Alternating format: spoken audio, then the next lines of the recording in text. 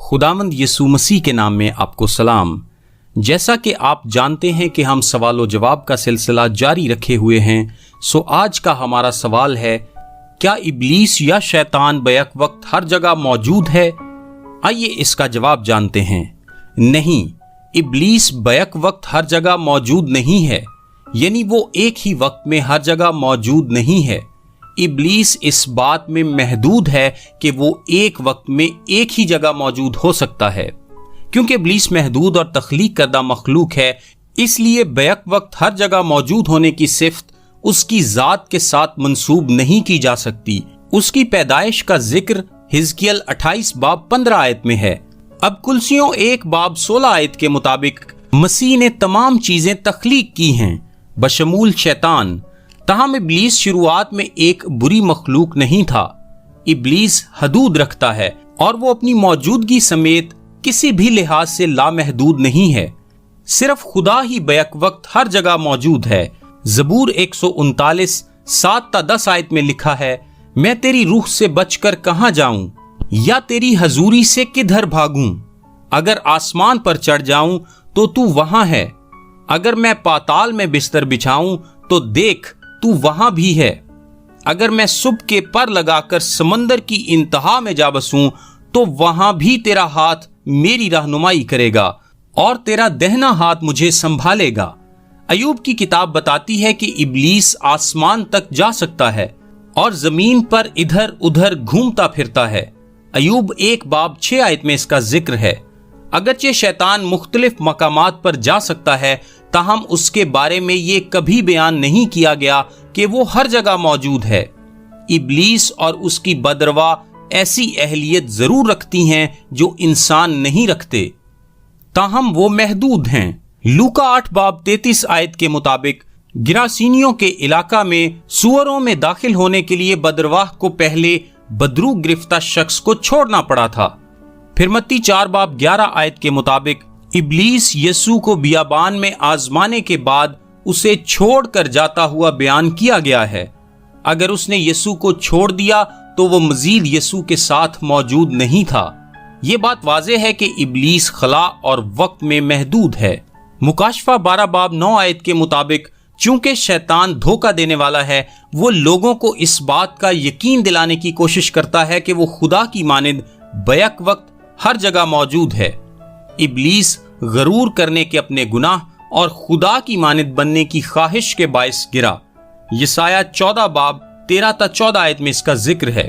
बस ये बात काबिले फहम है कि इब्लीस इंसानों को ये सोचने में धोखा देना चाहेगा कि वो हर जगह मौजूद है। बड़े पैमाने पर रूहानी हमलों को देखते हुए बज़ाहिर ऐसा लगता है कि जैसे इब्लीस बैक वक्त हर जगह मौजूद है, ताहम ये एक फरेब है। इब्लीस के पास बेशुमार बदरवा उसकी खिदमत के लिए मौजूद हैं, जो उसके मंसूबों को पूरा करती हैं। मत्ती 12 बाब 24 आयत और इफसियों 6 बाब 12 आयत में आप इसका जिक्र पढ़ सकते हैं। एक स्कॉलर के मुताबिक बदरवा की कसीर तादाद शायद खुद को हर जगह दिखाने में कामयाब हो जाए, ताहम ऐसा नहीं है। तो भी इब्लीस उनके साथ काम करते हुए उनकी तादाद को हर जगह अपने मंसूबे पूरे करने के लिए इस्तेमाल कर सकता है। दूसरा करंथियों 2 बाब 11 आयत और इफसियों 6 बाब 11 आयत के मुताबिक ईमानदारों को जरूरत है कि वो इब्लीस के मंसूबों और उसके इस इरादा से कि वो उन्हें नुकसान पहुंचाना चाहता है आगाह रहें। अगरचे इब्लीस एक जोरावर दुश्मन है, वो खुदा नहीं है और वो बैक वक्त हर जगह मौजूद नहीं है। सिर्फ खुदा ही बैक वक्त हर जगह मौजूद है और सिर्फ खुदा ही कादरे मुतलक है। मजीद हवालों के लिए आप देख सकते हैं यिर्मयाह 23 बाब 24 आयत, ज़बूर 115 3 आयत। इब्लीस खा अब जमीन पर इधर उधर घूमता फिरता हो, ताहम एक दिन वो आग की झील तक महदूद हो जाएगा और मुकाशफा 20 बाब 10 आयत के मुताबिक वो वहां रात दिन अब्दुल-आबाद आजाब में रहेगा। आमीन। हम इस बात पर गौर करेंगे कि सय्यून क्या है, कोहे सय्यून क्या है, बाइबल मुकद्दस के मुताबिक सय्यून के क्या मानी हैं। ज़बूर 87 2-3 आयत में लिखा है, खुदावंद सय्यून के फाटकों को याकूब के सब मस्कनों से ज्यादा अजीज रखता है। ए खुदा के शहर, تیری بڑی بڑی خوبیاں بیان کی جاتی ہیں۔ اس آیت کے مطابق صیون خدا کے شہر کے مترادف ہے۔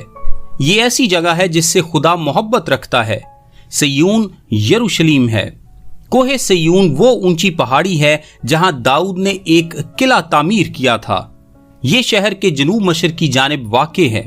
جروس جو عروس سالیم کی ایک شکل ہے، یروشلم شہر کا سب سے قدیم نام مانا جاتا ہے، اور یہ داؤد سے تقریباً 400 سال پہلے کی بات ہے۔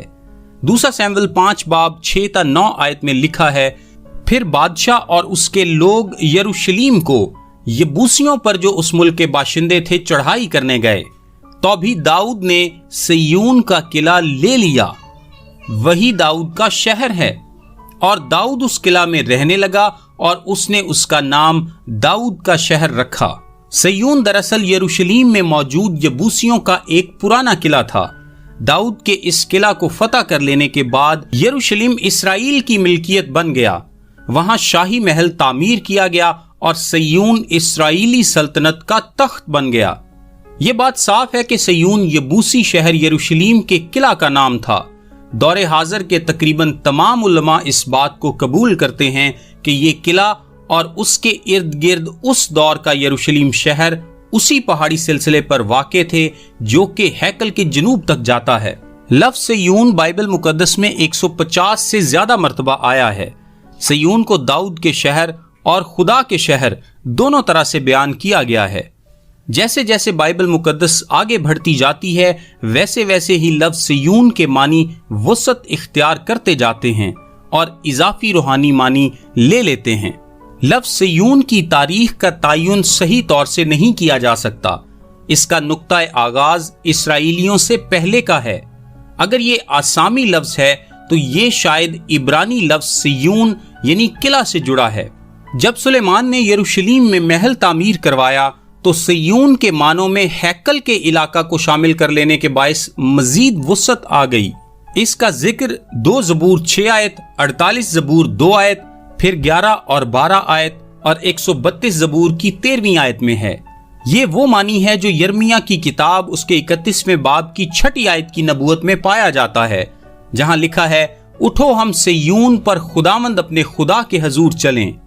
پرانے عہد نامے میں صیون یروشلم شہر کے نام کے لیے یسایہ 40 باب 9 آیت میں، یہودا کی زمین کے لیے یرمیہ 31 باب 12 آیت میں، اور اسرائیل کی تمام قوم کے لیے زکریا 9 باب 13 آیت میں استعمال ہوا ہے۔ لفظ صیون بائبل مقدس میں تھیولوجیکل یا روحانی معنوں میں بھی استعمال ہوا ہے۔ پرانے عہد نامے میں لفظ صیون اسرائیل کو خدا کے لوگوں کے طور پر پیش کرتا تھا۔ اس کا ذکر یسایہ 60 باب 14 آیت میں ہے۔ نئے عہد نامے میں صیون خدا کی روحانی بادشاہت کی جانب اشارہ کرتا ہے۔ رسول کہتا ہے، تم کوہ سینا کے پاس نہیں آئے، بلکہ عبرانیوں 12 باب 18 آیت کے مطابق تم صیون کے پہاڑ اور زندہ خدا کے شہر یعنی آسمانی یروشلم کے پاس آئے ہو۔ پطرس یسایہ 28 باب 16 آیت کا حوالہ دیتے ہوئے مسیح کو کونے کے سرے کے پتھر کے طور پر پیش کرتا ہے۔ پہلا پطرس 2 باب 6 آیت میں لکھا ہے، دیکھو میں صیون میں کونے کے سرے کا چنا ہوا اور قیمتی پتھر رکھتا ہوں، جو اس پر ایمان لائے گا ہرگز شرمندہ نہ ہوگا۔ آج کے دور میں جغرافیائی طور پر کوہ صیون کہاں واقع ہے، اس بات پر تنازع پایا جاتا ہے، کیونکہ مختلف ادوار میں یروشلم کی 3 مختلف چوٹیوں کو کوہ صیون کے نام سے جانا جاتا رہا ہے۔ لیکن بائبل مقدس اس بات پر واضح ہے کہ ایک دن صیون صرف اور صرف خداوند یسوع مسیح کی ملکیت ہوگا، اور صیونی قوم اور شہر دونوں بحال ہوں گے۔ یسایہ 52 باب اس کی پہلی آیت میں لکھا ہے، جاگ جاگ اے صیون، اپنی شوکت سے ملبس ہو، اے یروشلم مقدس شہر اپنا خوشنما لباس پہن لے، کیونکہ آگے کو کوئی نامختون یا ناپاک تجھ میں کبھی داخل نہ ہوگا۔ پھر یسایہ کی کتاب اس کے 60 باب اور 14 آیت میں لکھا ہے، اور تیرے غارت گروں کے بیٹے تیرے سامنے جھکتے ہوئے آئیں گے، اور تیری تحقیر کرنے والے سب تیرے قدموں پر گریں گے، اور وہ تیرا نام خداوند کا شہر اسرائیل کے قدوس کا صیون رکھیں گے۔ آمین۔ میرا نام تابش قاضی ہے اور یہ میسج آپ کو ڈیلی ورسز کی جانب سے بھیجا گیا ہے۔